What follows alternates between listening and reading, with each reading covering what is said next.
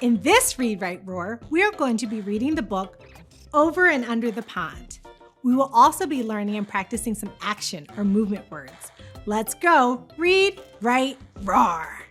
This program is made possible in part by the Kresge Foundation, the Lauren and Philip Fisher Fund for Children and Education, the W.K. Kellogg Foundation, the State of Michigan, and by viewers like you.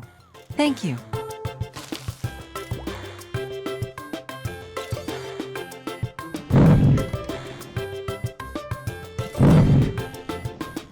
Today on Read, Write, Roar, we are going to be reading a book. But before we get started, let's get out our oars and let's row a boat. Ready?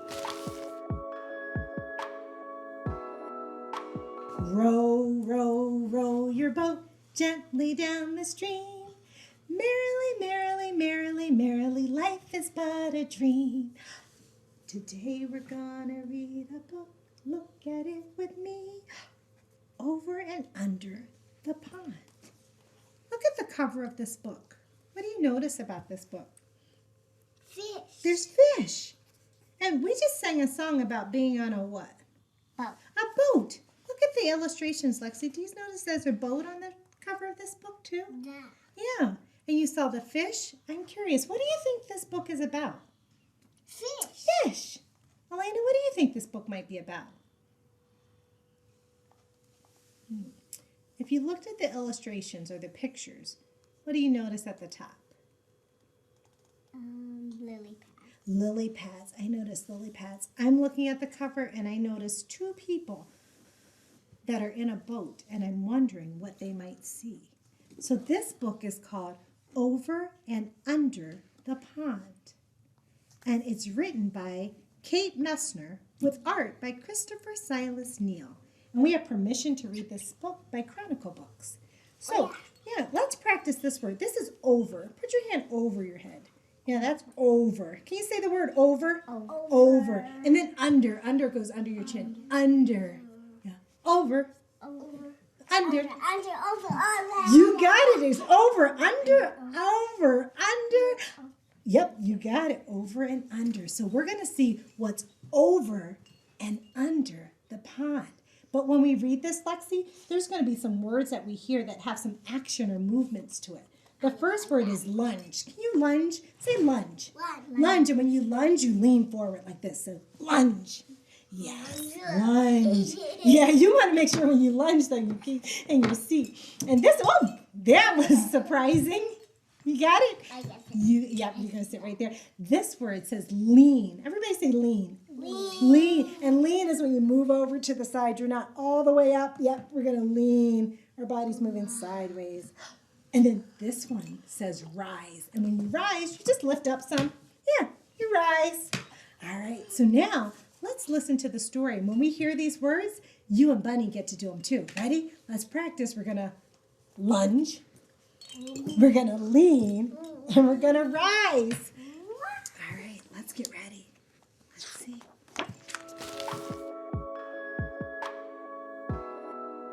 The title page says Over and Under the Pond. This is the first page. Let's see where I start reading. Here I start on the left side and you read over. Over the pond we slide, splashing through lily pads, sweeping through reeds. The water's a mirror reflecting the sky, sunshine and clouds, then a shadow below. What's down there, I ask. Under the pond, Mom says. Under the pond is a whole hidden world of minnows and crayfish, turtles and bullfrog. We're paddling over them now. Over the pond, we skim past tall rushes. Whirligig beetles loop and twirl, skaters on a warm summer surface. Under the pond, minnows dart through waving forests of grass, while brook trout lurks ready to lunge. I have one ready. Are you getting ready to this one? This is about this fish, and it says, he is ready to lunge. Can you show me? He's ready to lunge. Oh, you told me you knew that word. All right, let's keep looking. Over the pond, we lift and dip and pull past a row of painted turtles on a waterlogged tree. 1, 2, 3. They slip off and away. Splash, gurgle, sploosh, under the pond. Over the pond, cattails rustle and shush in the wind. Listen close. Cluck-lee-ree! Red-winged blackbirds race by. One has grass for her nest.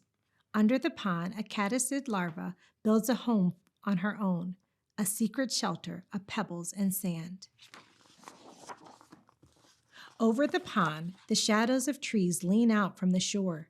We coast under a low-hanging branch. A moose looks up with a mouthful of water lilies. We've interrupted his lunch. It says, over the pond, the shadows of the trees lean out from the shore. Lean? Yeah. But we have to move on because he's eating his lunch. What do you think he's eating? Grass. Grass!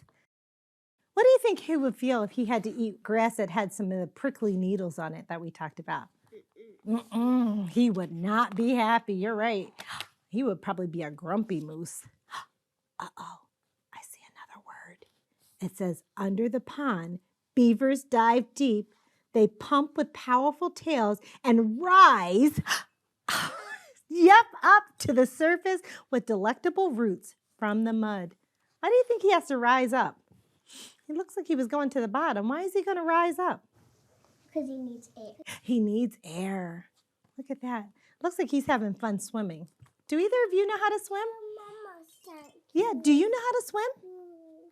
Yeah, let me see you swim. Practice swimming. Show me how to swim. Yeah. Oh, you would swim like that? Would you go under the water or would you stay above or over? You would say above too. I like to go under sometimes. Not for long though. Yeah. Oh, look at that. Over the pond, the wind gives us a push and stirs the light dappled leaves on a shore.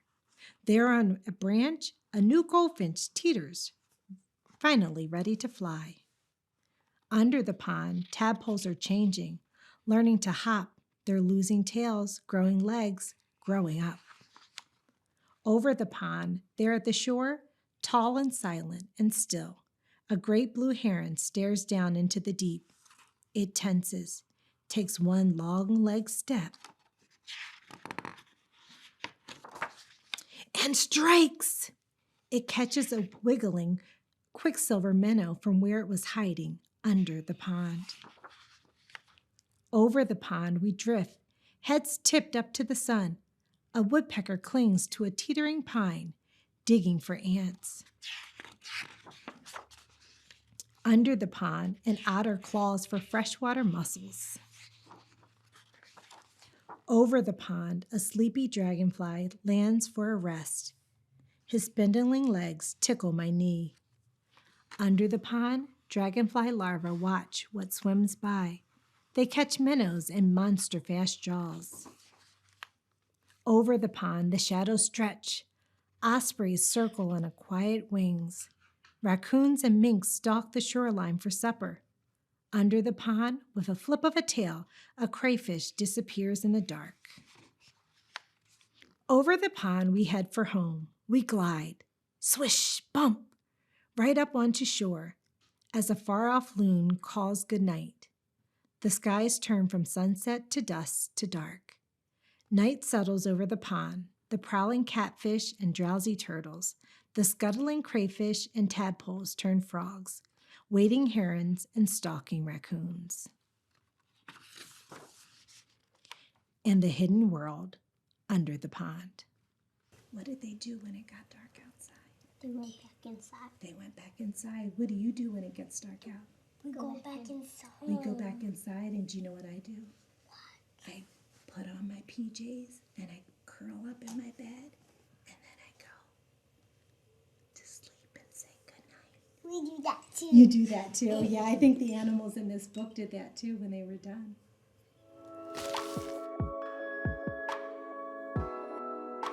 Today we are going to be drawing, and we're going to draw on our bellies, because when we draw on our bellies, it helps to build some of the muscles in our shoulders and our arms and in our wrists, and that's going to help for when you have to write later. I'm already drawing the grass. You're drawing the grass. And I noticed something this time when you're drawing that monster. Look at this. You're holding your crayon kind of like a fist. Can I show you something? I'm going to put a piece of tape right at the bottom of your crayon. And instead of holding it like this, try to pinch the tape right that at the bottom. Ready? So I'm going to put it in your hands like this. Yep, pinch the tape and then draw your purple people. Yeah, look at that. Going to be something. The suspense. That means I have to wait and see. All right, pinch that tape and draw with the red. Right, ready? Hold it this way. There you go. That's it. That's it. All right. Thanks for drawing with me, Lexi.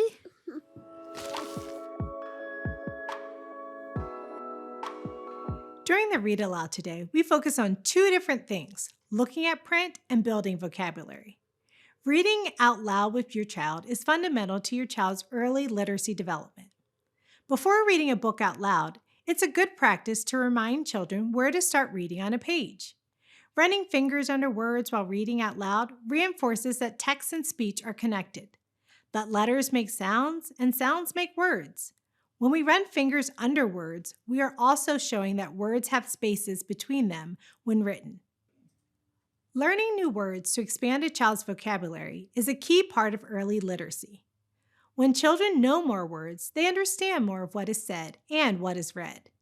When we teach words that are connected to each other, like multiple words related to gardens or gardening, add movements, props, videos, and photos, the more effective the instruction and practice. There's no right or wrong way to do this. For movements, just do what comes natural. You can find everyday props at home. Videos, photos can be found in books or online. You may even find examples to share from your own personal photos.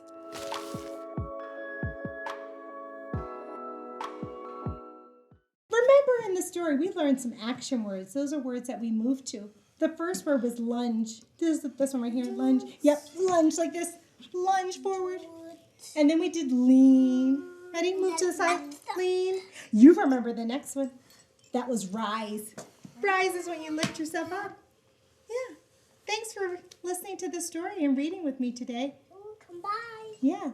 Ready? Now we have to say goodbye. Ready? See you next time on Read, Write, Roar! This program is made possible in part by the Preschool Foundation, the Lauren and Philip Fisher Fund for Children and Education, the W.K. Kellogg Foundation, the State of Michigan, and by viewers like you. Thank you.